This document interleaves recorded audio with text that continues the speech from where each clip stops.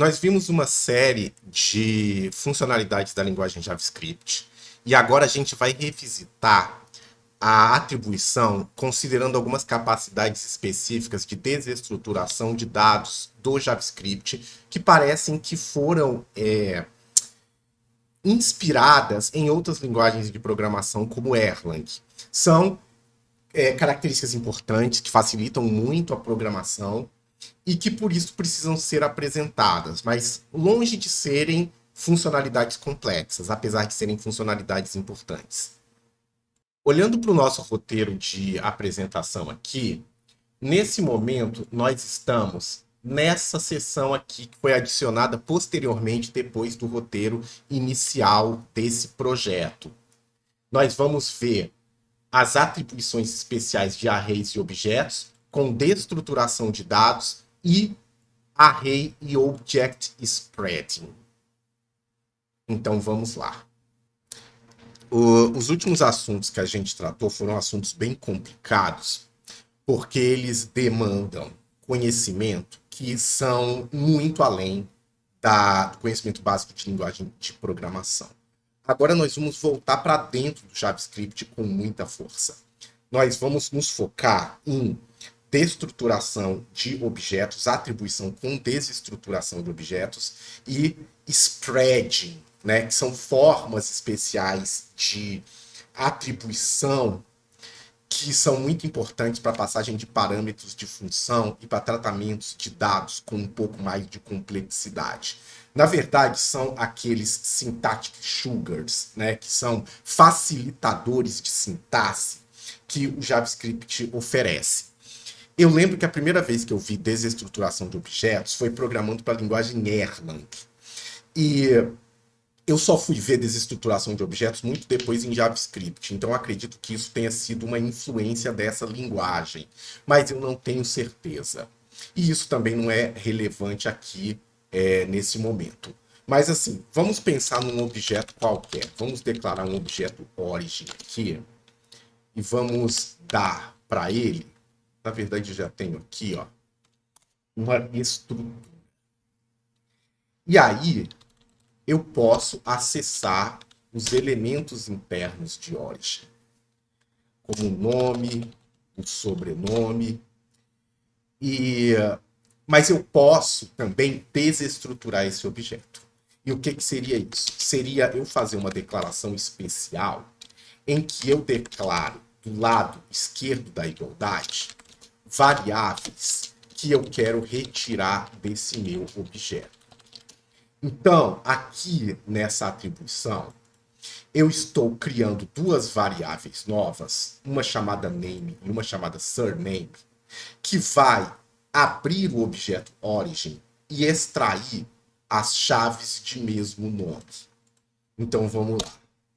Então, eu tenho aqui o name, que extraiu de origin o valor de origin name, porque é uma declaração com desestruturação em que eu tenho uma variável com o mesmo nome de chave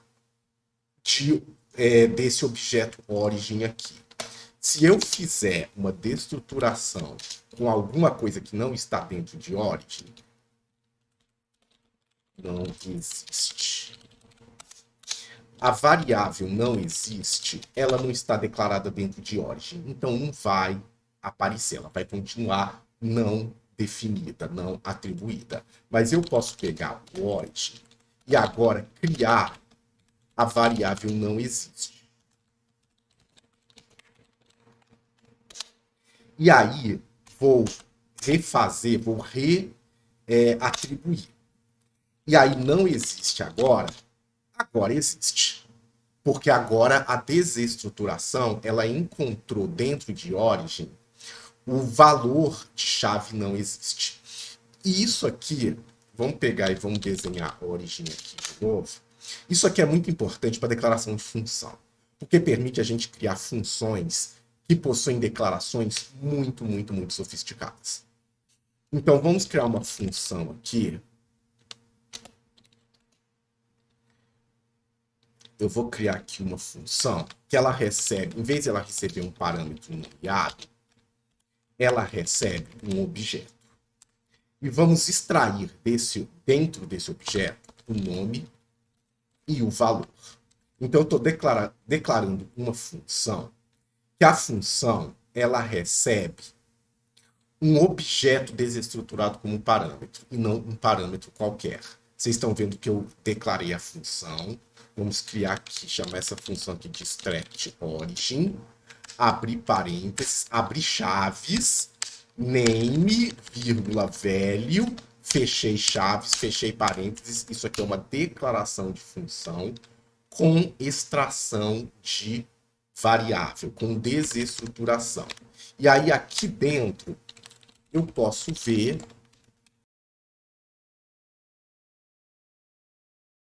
Agora vamos usar essa extract origin na nossa variável origin original. E a função extract origin recebeu origin, que possui um campo chamado name com valor origin e um campo chamado value com valor 10. Agora, o que acontece? Vamos redeclarar essa função e dar aqui um campo que não exista, another value. E vamos tentar extrair origin novamente. Só que origin não possui another value. Origin. Então, nessa destruturação aqui, o another value não vai estar disponível. Agora, se eu atribuo another value de origin a algum valor, eu posso chamar extract origin. Eu posso chamar extract origin novamente e another value vai ter um valor atribuído. Isso aqui é interessante porque eu posso declarar essa função com mais parâmetros. E esses parâmetros não precisam necessariamente ser desestruturados. Vamos colocar um parâmetro 2 e vamos dar um valor padrão para ele. Né? Então, eu declarei uma nova variável aqui como parâmetro e atribuí a ela um valor padrão. E vamos aqui escrever esse valor padrão. Vamos extrair o origin novamente. E como eu não atribuí nada a param2, apareceu como conteúdo esse valor default, esse valor padrão. Vamos agora chamar o extract origin colocando um objeto qualquer aqui. Vamos dar um nome para ele, objeto qualquer, um valor para ele, 100, e vamos chamar. A gente vê que esse objeto aqui que a gente criou aqui, ele não foi desestruturado. Ele foi atribuído integralmente em param2 e foi impresso aqui, como pode ser visto nesse ponto aqui do terminal. Agora vamos fazer o seguinte. O que acontece se a gente inverter os parâmetros? O primeiro parâmetro vai ser esse objeto que eu instanciei aqui e o segundo parâmetro vai ser origin. O segundo parâmetro, origin, ele não é desestruturado, porque ele recebe um parâmetro convencional. Agora, o primeiro, ele é desestruturado. E ele tem um nome e um valor, mas ele não tem um another value. Se eu colocar nesse primeiro cara aqui, nesse primeiro parâmetro, uma outra chave, sei lá, vamos chamar a chave de chave. Essa chave ela não vai afetar a desestruturação. Por quê? Porque ela não está na lista de campos a serem desestruturados. Agora, isso aqui não é a única forma de trabalhar de syntactic sugar, né, de facilitador de sintaxe que a gente tem no JavaScript. Existe um outro facilitador de sintaxe, que é chamado de spread, que ele pode acontecer tanto para objetos quanto para matrizes, para arrays. Né? Eu tenho evitado usar a palavra matrizes, tenho utilizado a palavra arrays. Então, vamos lá falar de spreads. A gente tem o origin. Vamos criar aqui um outro objeto. E vamos atribuir esse cara aqui, ó. Esse cara aqui do exemplo. Vamos colocar ele aqui. E aí o que acontece? Suponhamos que eu queira pegar as chaves de another object e atribuir em origin. Então, name eu quero substituir por esse name, value eu quero substituir por esse value e eu quero que key venha aqui para dentro. A gente poderia fazer isso através de um loop. A gente faria um loop por todas as chaves de another object. Então, eu estou aqui em object keys de another object. Eu faria um loop, um for each para cada um desses caras aqui e atribuiria eles para origin. Mas existe uma forma mais simples, que é o simplesmente pegar a declaração de objeto e colocar 3 pontinhos e o nome do objeto. Eu criei um novo objeto aqui com todo o conteúdo de origin. Então, vamos criar aqui um new origin, que ele tem o origin todo dentro desse cara. Então, o new origin, ele tem todos os elementos de origin copiados de uma forma simples. É o chamado shallow copying. Ele copia as chaves uma a uma e mantém as referências. Agora, e se eu quiser criar, se eu quiser que o meu new origin seja o conteúdo de origin, mas com alguma outra chave nova, eu posso adicionar aqui no início.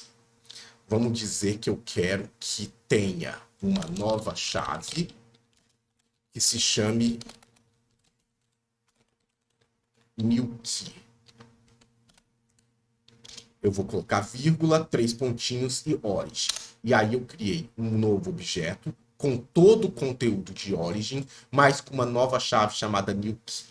E essa ordem aqui é relevante. Por quê? Porque eu posso criar uma outra chave aqui. Ela vai aparecer aqui dentro. Agora, se eu colocar depois do spread, isso aqui é o spread, depois do spread do objeto, um nome com new origin, com outro nome, origin, new name, o nome original de origin não vai ser duplicado. Ele vai ser reescrito com esse novo nome.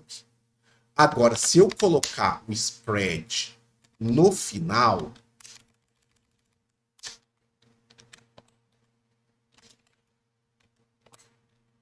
esse nome aqui será substituído pelo nome que está dentro de origin. Esse novo objeto foi atribuindo cada uma dessas chaves. Quando ele chega aqui, ele vai começar a atribuir as chaves de origin. E origin tem uma chave chamada nome, que vai substituir essa chave original aqui. Isso aqui é o spreading de objeto. Mas a gente também pode ter o spreading de matrizes, de arrays, né? Vamos dar uma limpada aqui. Vamos criar um array aqui com um conjunto de dados. Vamos criar um novo array aqui com um novo conjunto de dados. E vamos fazer spreads. Vamos criar um novo array aqui. E vamos fazer um spread do primeiro array. E o que vai acontecer? Esse novo array aqui vai ser essa lista aqui, adicionado dos elementos dessa lista A aqui. E valem os duplicados. A cópia é estrita. É exatamente o que está lá dentro. Lembrando que os arrays são posicionais, né? Então a gente pode colocar aqui o A, pode colocar o B e pode colocar o A de novo. E isso aqui é também um spreading, mas de arrays, que duplica valores. O spread de objetos não duplica valores, porque objetos não suportam chaves duplicadas. Parece que nós fechamos o total de informações a respeito de atribuições e de tipos básicos do JavaScript. E podemos finalmente entrar em aspectos mais avançados da linguagem, como orientação a objetos, assincronia e generators, que são assuntos todos muito importantes e que nós poderemos analisar melhor a partir de agora que temos o conhecimento básico da linguagem de programação. Então, eu espero que vocês tenham gostado muito do que foi apresentado até aqui, porque nós vamos finalmente entrar em aspectos mais avançados. Até lá, muito obrigado.